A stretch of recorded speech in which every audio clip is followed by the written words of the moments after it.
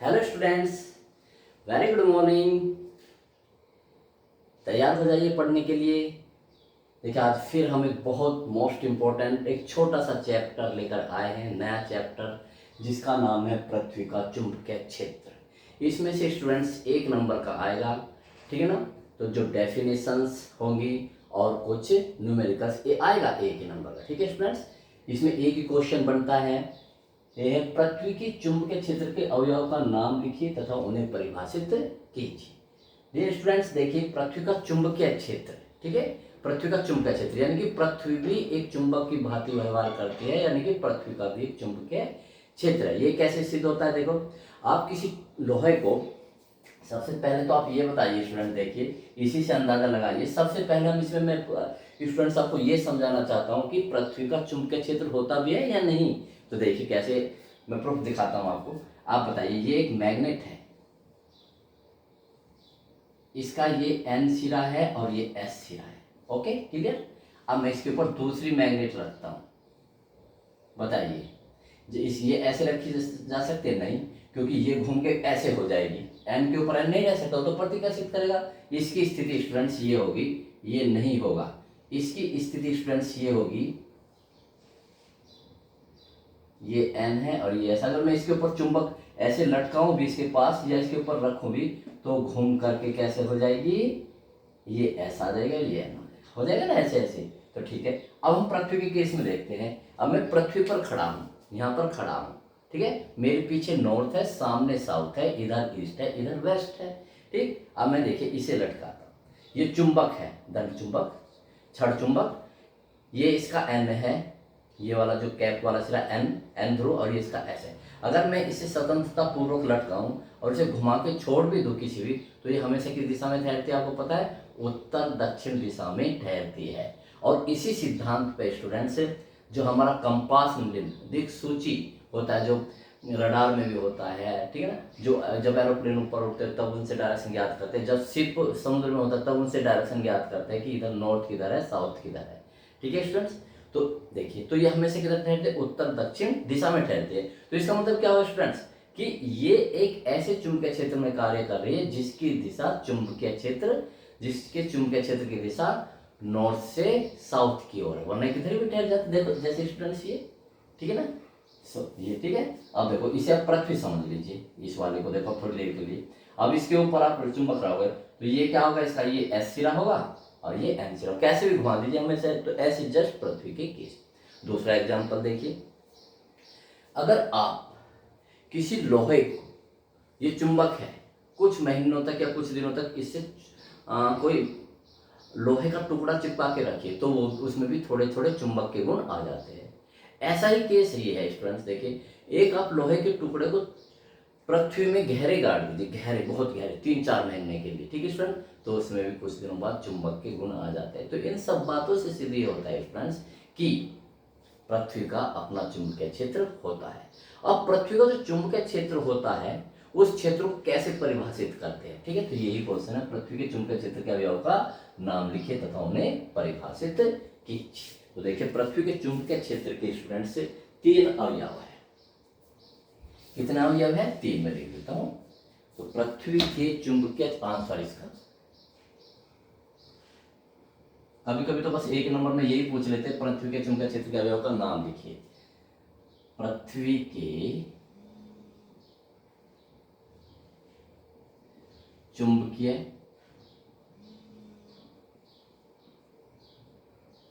क्षेत्र के 3 अवयव है।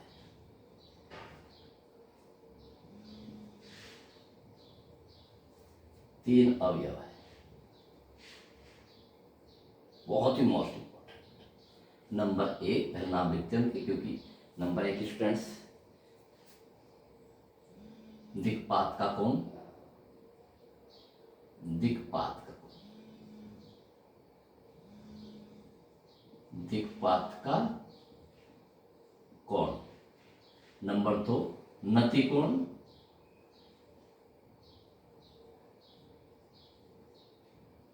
नति कोण इसे या नमन कोण भी बोलते हैं स्टूडेंट्स,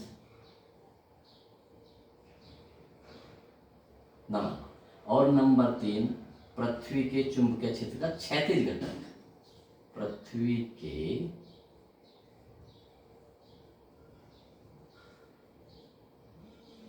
चुंबकीय क्षेत्र का क्षैतिज घटक।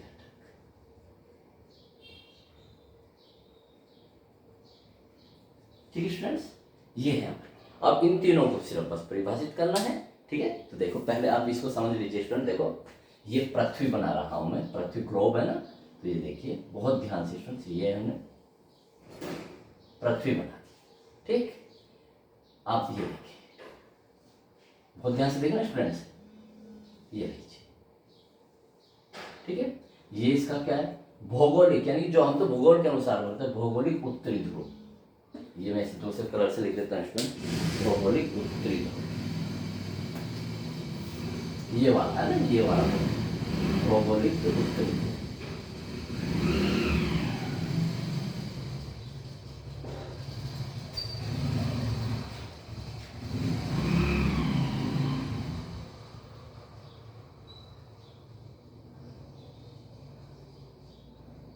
भौगोलिक उत्तरी, ये है भौगोलिक दक्षिणी ध्रुव।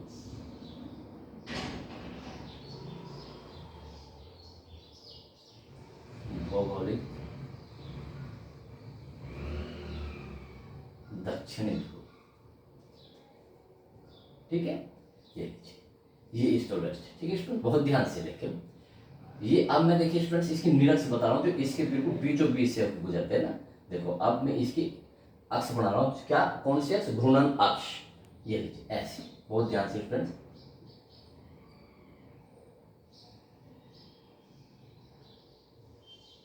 ये लीजिए, जो मैंने, ये तो भौगोलिक उत्तरी ध्रुव है स्टूडेंट्स, लूंगा इसे एन लिख, भौगोलिक उत्तरी ध्रुव एन, ये भौगोलिक ध्रुव एस। ये जो मैंने खींचा है ये है चुंबकीय, चुंबक का, चुंबक के भी तो ध्रुव होते हैं, कि हमने पृथ्वी को भी चुंबक मान लिया ना, तो पृथ्वी का ये जो उल्टा, ये पृथ्वी का, इस चित्र को याद करें ना स्टूडेंट, इससे एक नंबर पूछ सकता है। पृथ्वी का क्या है, चुंबकीय।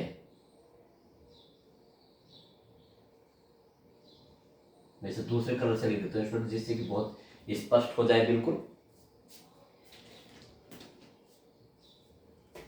ये चुंबकीय, पृथ्वी के चुंबकीय क्षेत्र का, ये कौन सा है, चुंबकीय दक्षिणी ध्रुव। चुंबकीय दक्षिणी ध्रुव उल्टा होता है, यानी एस। ये है चुंबकीय, समझ गए ना स्टूडेंट। एक तो भौगोलिक होता है, जो भूगोल के अनुसार होता है, भूगोल किसके अनुसार पड़ा, कि सूर्य किधर होता है, पृथ्वी कैसे घूमते, एक पृथ्वी का चुंबकीय क्षेत्र होता है, हमने उसके ध्रुवों को, ये है स्टूडेंट चुंबकीय उत्तरी ध्रुव, ये वाला चुंबकीय उत्तरी ध्रुव। तो कई बार स्टूडेंट्स क्वेश्चन ये भी पूछा गया है कि पृथ्वी के चुंबक का उत्तरी ध्रुव किधर है, किधर है स्टूडेंट्स, इस ग्लोब में। ठीक है, नीचे की ओर, यानी कि भौगोलिक दक्षिण ध्रुव की ओर। ठीक है, इसको अब देखिए, जो स्टूडेंट्स बिल्कुल इसके बीचों बीच से होकर गुजरता है, ये तो क्या है स्टूडेंट्स, अक्ष, ये है चुंबकीय अक्ष, इसे भी मैं लिखता हूँ स्टूडेंट्स चुंबकीय अक्ष। ठीक है, ये है चुंबकीय अक्ष, तो आप इसे चुंबक रख लीजिए यहाँ पर, ये लीजिए, हम ये मान लेते हैं, ये लो देखो, ये लीजिए, हमने ये मान लिया कि ये है चुंबक, है ना, तो ये चुंबकीय अक्ष होगी। इसके परपेंडिकुलर जो जाएगी स्टूडेंट्स, जो इसके चारों तरफ से घूम के आएगी ना ऐसे,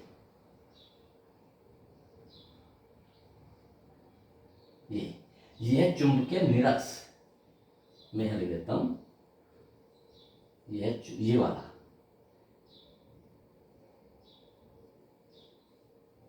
चुंबकीय निरक्ष,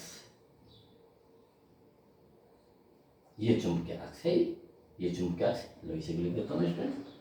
ये क्या, चुंबकीय अक्ष चुंबक से जा रही है, चुंबकीय अक्ष।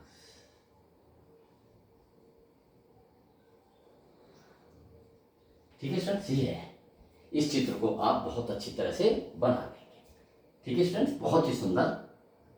अब देखिए, अब मैं एक को इनको क्या करता हूँ, डिफाइन करता हूँ, परिभाषित करता हूँ। पेपर में चित्र बनाएंगे, फिर देखो कितने क्वेश्चन पुट अप है स्टूडेंट इसमें। ये इसका इक्वेटर है, ये जो ब्लैक लाइन है, ये क्या है, आधी पृथ्वी ऊपर रहेगी, आधी पृथ्वी नीचे रहेगी। ये वाला ऊपर वाला कहलाता है उत्तरी गोलार्ध, गोल यानी गोलाकार, उत्तरी गोलार्ध। नीचे कहलाता है दक्षिणी गोलार्ध, क्योंकि दक्षिण ध्रुव की ओर दक्षिणी गोलार्ध। बहुत ध्यान समझा। तो अब बताइए, चुंबकीय दक्षिण ध्रुव कौन सा पड़ता है, उत्तरी गोलार्ध में। चुंबकीय उत्तरी ध्रुव किस में पड़ता है, दक्षिणी गोलार्ध में, उल्टा। Okay students. चुंबकीय निरक्ष किसे कहते हैं, ये भी कई बार पूछा गया है स्टूडेंट, ठीक है। तो ये सब आप करेंगे, ठीक होगा। अब हम इनको परिभाषित करते हैं। तो सबसे पहले क्या लिखते हैं, दिक्पात का कोण लिखते हैं। इनको परिभाषित करेंगे। मैं इनको सब स्टूडेंट्स मिटा रहा हूँ जिससे कि मैं स्पेस। तो हेडिंग क्या डालेंगे स्टूडेंट्स आप, दिक्पात का कोण। तो डालिए हेडिंग, दिक्पात का कोण।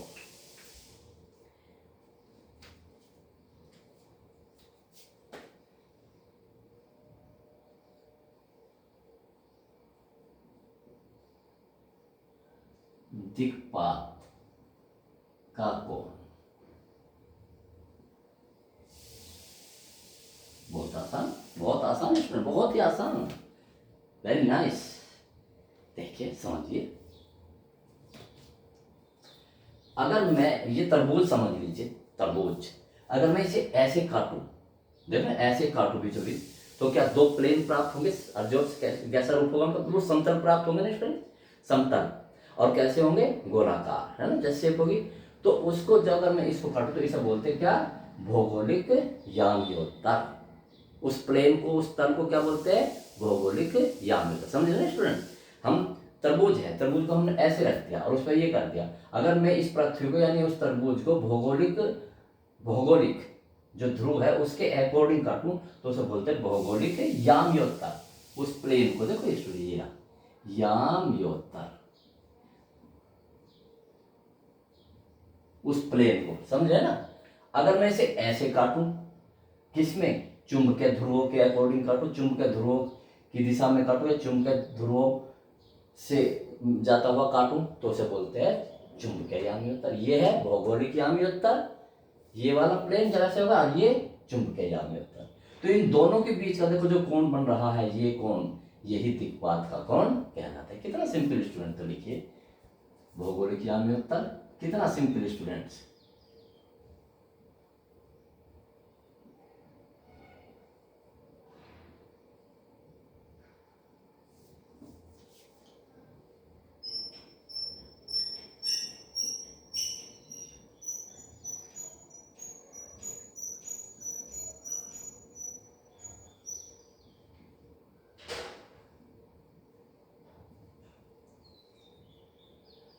चुंबकीय याम्योत्तर,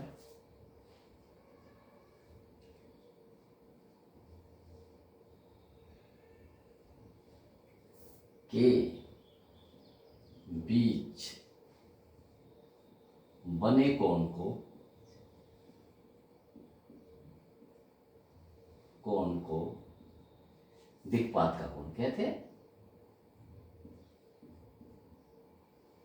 दिक्पात का कोण कहते हैं।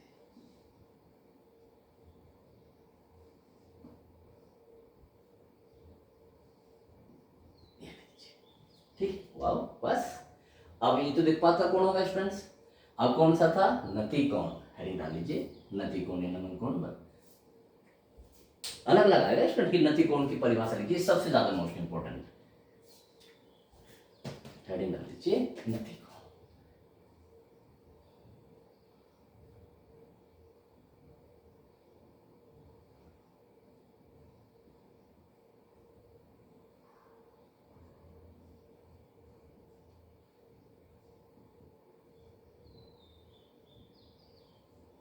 नति कोण या नमन कोण। देखो बहुत ध्यान से, अब देखो स्टूडेंट्स, बहुत ही ध्यान से, बहुत, ये लीजिए,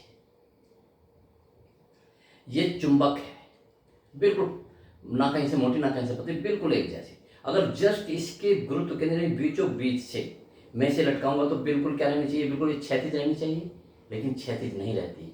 ये क्या हो जाती है, कुछ झुक जाती है, क्षैतिज से कुछ झुक जाती है, ऐसे झुक जाती है। इस झुकाव, क्षैतिज से इस झुकाव के कोण को ही नमन कोण या नति कोण कहते हैं। नति मतलब झुकना, नमन मतलब झुकना, है। नमस्कार कहते हैं ना, नमस्कार का मतलब स्टूडेंट्स होता है कि हमने उनके सामने झुककर उनका आदर सत्कार किया। ठीक, तो ऐसे, ठीक है, नमन कोण। ठीक, तो ऐसे आ जाएगी। और ये पृथ्वी, जैसा मैं यहाँ पर खड़ा हूँ, यहाँ पर कुछ और झुका होगा, आप अपने और कहीं से दिल्ली चले जाइए, कुछ और होगा, और कहीं, हर जगह अलग अलग होता है, सब मैं बताऊंगा। ओके फ्रेंड्स, तो देखिए, देखो ऐसे, ठीक, बस बिल्कुल से सिंपल तरह से लिखो, यदि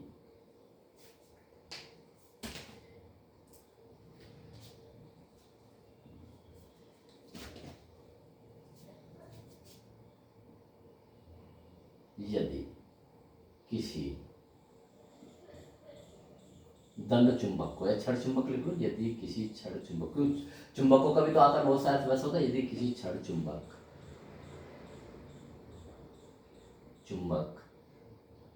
को उसके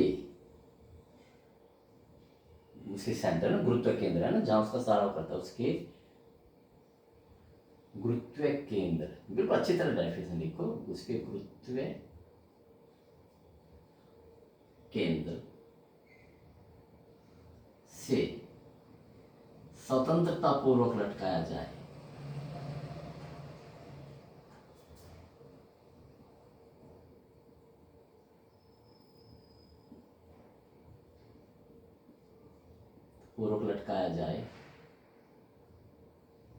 ठीक है, स्वतंत्रता पूर्वक लटकाया जाए, तो वह क्षैतिज से, ठीक है ना, तो बराबर किया लिख लो, तो उसकी अक्ष, ये लिख लो चाहे, तो उसकी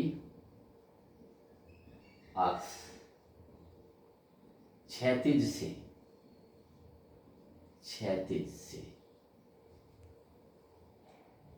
कुछ कोण पर झुक जाती है, कुछ कोण पर झुक जाती है।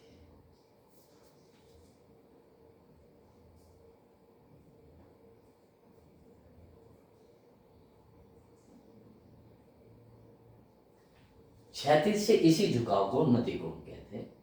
क्षैतिज से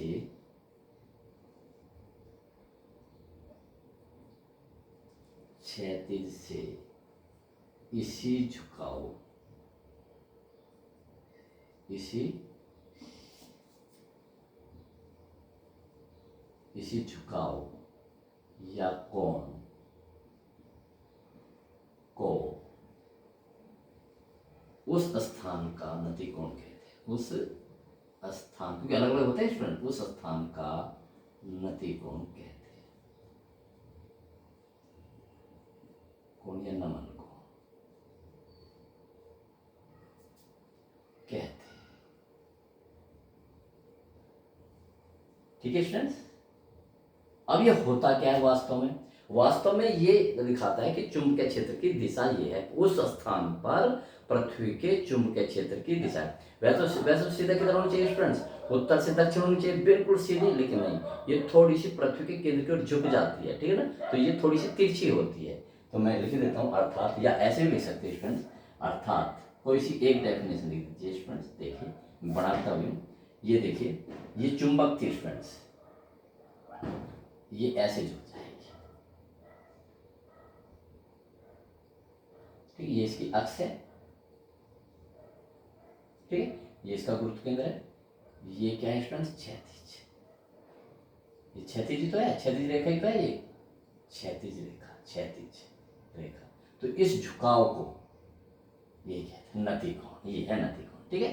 तो ये क्या रिप्रेजेंट करते हैं स्टूडेंट, पृथ्वी का चुंबकीय क्षेत्र की दिशा, ये इस स्थान पर जहां पर हम खड़े हैं, यहाँ पर उसे लेकर के इस स्थान पर उस पृथ्वी के चुंबकीय क्षेत्र की दिशा, यानी बीई, बी का मतलब चुंबकीय क्षेत्र और ई का मतलब अर्थ, यानी चुंबकीय क्षेत्र की दिशा स्टूडेंट्स इसमें ये है, यहाँ पर ऐसे नहीं है, ऐसे है ये, ठीक है ना। तो क्या हुआ इसका मतलब, पृथ्वी के किसी स्थान पर, ठीक है, पृथ्वी के किसी स्थान पर पृथ्वी के चुंबकीय क्षेत्र की दिशा तथा क्षैतिज रेखा के बीच जो कोण बनता है उसे नति कोण कहते हैं, ठीक है ना। तो ये ज्यादा मोस्ट इंपोर्टेंट बढ़िया डेफिनेशन है, तो लिखता हूं देखो, अर्थात पृथ्वी के किसी स्थान पर, पृथ्वी के अलग अलग होता है ना, पृथ्वी के किसी, वो ये सबसे ज्यादा मोस्ट इंपोर्टेंट है, पृथ्वी के किसी स्थान, इसमें दूसरे से लिख देता हूँ स्टूडेंट, हर चीज जिससे कि आपको क्लियर हो, पृथ्वी के किसी स्थान पर, ठीक है, पृथ्वी के चुंबकीय क्षेत्र, ठीक है, पृथ्वी के, ये भी ऊपर लिखना है, ठीक है, पृथ्वी के चुंबकीय क्षेत्र, बी लिख लो, बीई की दिशा तथा क्षैतिज रेखा, तथा क्षैतिज रेखा के बीच बने कोण को नमन कोण कहते हैं।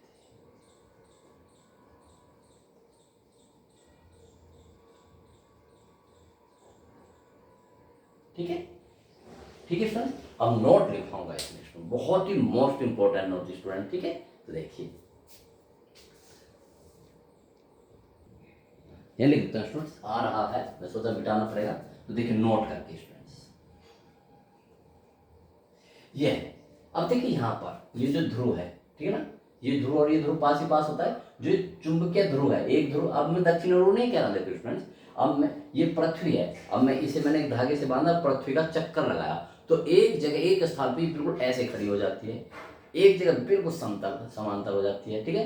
तो वही स्टूडेंट्स मैं लिख रहा हूँ। तो देखिए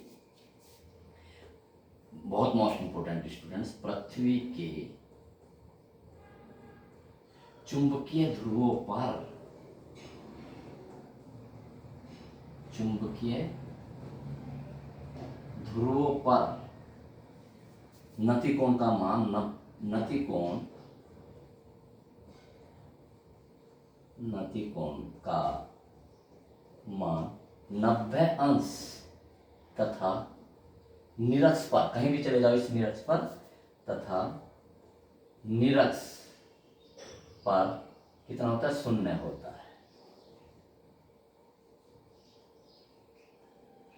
ठीक है स्टूडेंट्स, तो आप इसको ध्यान रखेंगे, ये बहुत, पृथ्वी के चुंबकीय ध्रुवों पर नतिकोण का मान 90 अंश तथा निरक्ष पर 0 होता है। ओके स्टूडेंट्स, इसको आप बहुत याद रखेंगे, बहुत बहुत मोस्ट इंपोर्टेंट।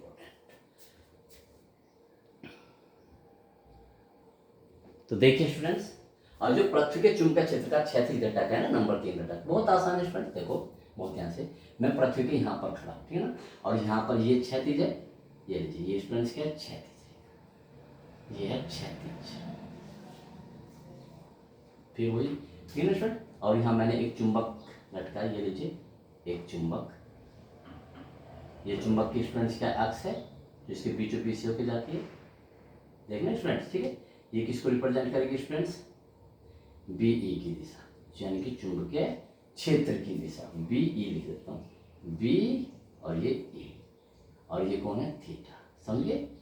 ठीक है स्टूडेंट्स, ये बना दिया, तो लिखो, माना पृथ्वी के किसी स्थान पर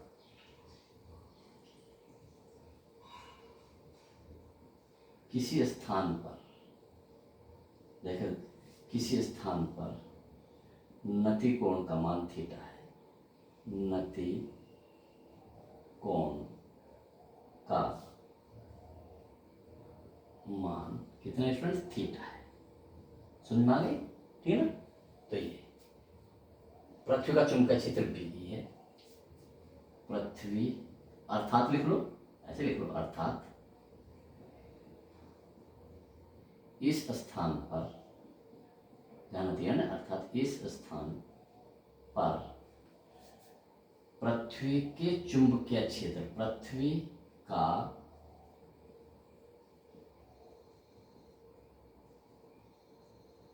चुंबकीय क्षेत्र बीई क्षैतिज से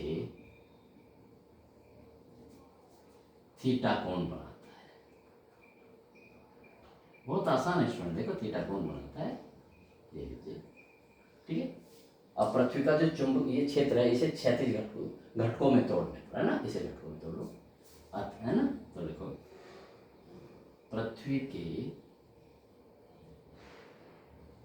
चुंबकीय क्षेत्र बीई को चुंबकीय क्षेत्र बीई को घटकों में तोड़ने पर, घटकों में इसे लिखता हूँ, घटकों में यहाँ लिखो, ये तो बी है, घटकों में तोड़ने, बहुत मोस्ट इम्पोर्टेंट। नंबर 1 देखो स्टूडेंट्स, ये लीजिए, बताओ ये थीटा है तो ये भी थीटा है स्टूडेंट्स, ठीक है, ये थीटा है तो ये भी थीटा, बट अब मैं यहाँ लिख देता हूँ इस बी को। बताओ इस दिशा में तो ये थीटा है, तो इस दिशा में कितना होगा बी कोस थीटा। मैंने बताया था किसी के में कितने घटक होते हैं स्टूडेंट्स, 2 घटक होते हैं, एक तो कोस थीटा और एक साइन थीटा। थीटा कौन सी एंगल पर होता है, जहाँ पर भुजा होती है, तो भुजा ये देखो, इस भुजा पर एंगल बना हुआ है, तो ये क्या है स्टूडेंट्स, कौन सा घटक है ये, तो ये कौन सा होगा बी ई कोस थीटा, और ये कौन सा होगा स्टूडेंट्स, ये वाला बी ई साइन थीटा। कितना आसान स्टूडेंट्स ये लो, तो मैं लिखूँ तो तोड़ने पर है, तो नंबर तोड़ो कितना, क्षैतिज घटक तोड़िए, घटकों में तोड़ो, तो कौन सा याद रखेंगे भी, क्षैतिज घटक, ये तो क्षैतिज घटक, क्षैतिज घटक। क्षैतिज घटक को हम क्या लिखते हैं, क्योंकि ये हॉरिजॉन्टल है, एच से लिखते हैं, एच बराबर हॉरिजॉन्टल ना, क्षैतिज को इंग्लिश में क्या बोलते हैं हॉरिजॉन्टल, तो इसलिए एच से, तो एच बराबर क्या होगा students, B E cos theta. और ऊर्ध्व घटक, बस ऊर्ध्व घटक क्या होगा स्टूडेंट्स, वी फॉर वर्टिकल, ऊर्ध्वाधर, बी ई साइन थीटा। बहुत मोस्ट इम्पोर्टेंट, तो आप इन दोनों को याद रखें।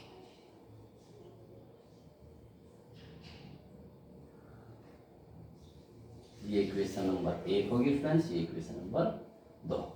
बस ये सूत्रों को याद रखना है students, B E cos theta, B E sine theta, ठीक है ना। अब देखिए इक्वेशन 1 तो 2 को वर्क करके ऐसे लिख देते हैं,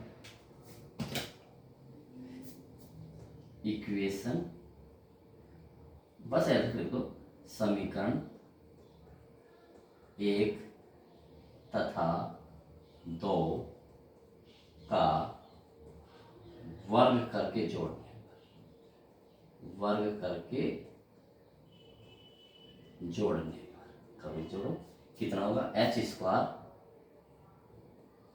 प्लस वी स्क्वायर बराबर, क्या कॉमन ले लेंगे, बी ई स्क्वायर तो कॉमन आ जाएगा, क्या होगा cos square theta plus sine square theta. तो क्या है देखो, तो मैं इसे ऐसे लिखता हूँ स्टूडेंट्स, बी ई का स्क्वायर बराबर क्या आ जाएगा, H square plus V square. तो देखिए students,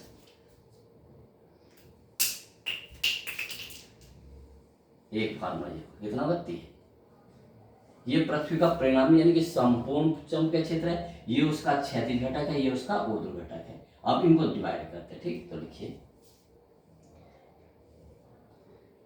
equation 2 divided by equation 1 करोगे तो क्या होगा देखो, v अपॉन एच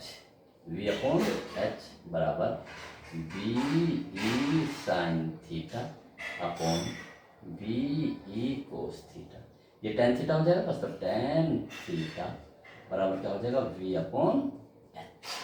ठीक है स्टूडेंट्स, तो कितने ये लीजिए, ये 4 में होगा, इन्हीं पे न्यूमेरिकल स्टूडेंट्स, ठीक है, ये डेफिनेशन आता है इस पर। तो ये जो 4 फॉर्मूले यानी कि इस टॉपिक में से ये न्यूमेरिकल आएंगे, और वैसे तो स्टूडेंट्स नतिकोण ही आएगा, उसे अच्छी तरह से तैयार कर लीजिए, ध्रुवों पर भी याद रखिए और निरस पे भी याद रखिए। ठीक है स्टूडेंट्स, अब इसका मैं 1-2 सवाल करा देता हूँ स्टूडेंट्स, सब चैप्टर फिनिश। देखिए स्टूडेंट्स, न्यूमेरिकल बहुत आसान है, बिल्कुल जो मैंने अभी 4 फॉर्मूले ट्राई करे सीधा उन पर है, तो बहुत ही आसान है। तो देखो सॉल्यूशन,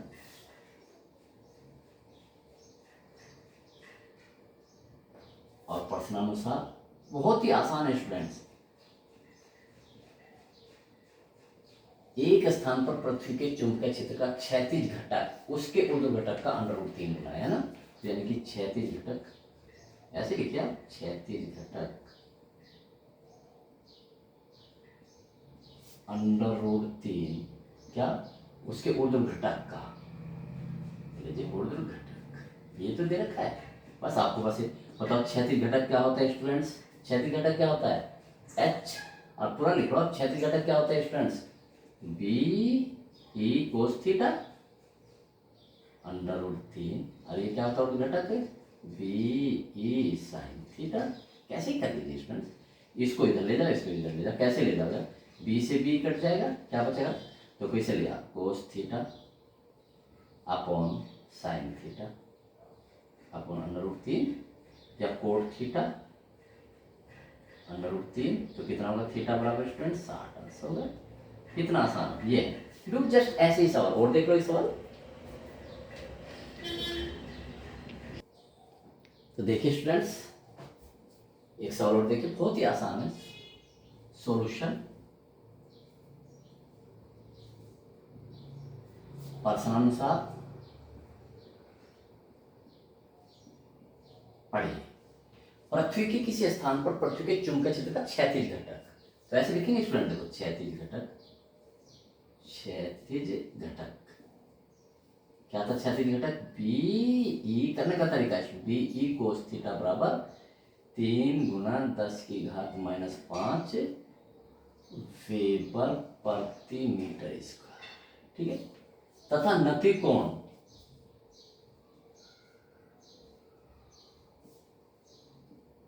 थीटा बराबर कितना 60 अंश। पृथ्वी के संपूर्ण चुंबकीय क्षेत्र का मान ज्ञात कीजिए, ठीक है। पृथ्वी, ये लिखो, पृथ्वी का संपूर्ण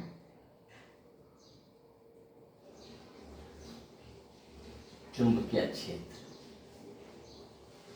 यानी बीई, ये तो है। बस कितना आसान है, बस थीटा का मान रख देंगे, यहाँ रख देंगे भाई, जो दिया उसी का सूत्र लगा दो, ठीक। तो कितना, तो देखिए, तो बी ई कोस थीटा बराबर क्या दे रखा है 3 गुना 10 की घात -5, बस इस 60 ये रख दीजिए।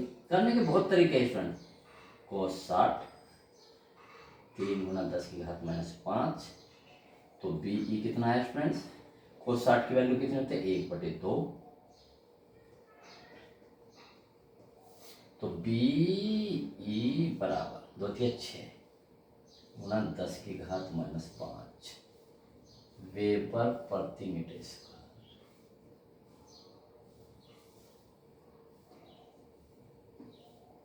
दैट्स ऑल, ठीक है स्टूडेंट्स। तो ये चैप्टर फिनिश हो गया स्टूडेंट्स, ठीक है। नेक्स्ट चैप्टर नेक्स्ट वीडियो से स्टार्ट करेंगे। Okay students, best of luck, पढ़ते रहिए बहुत तेजी से।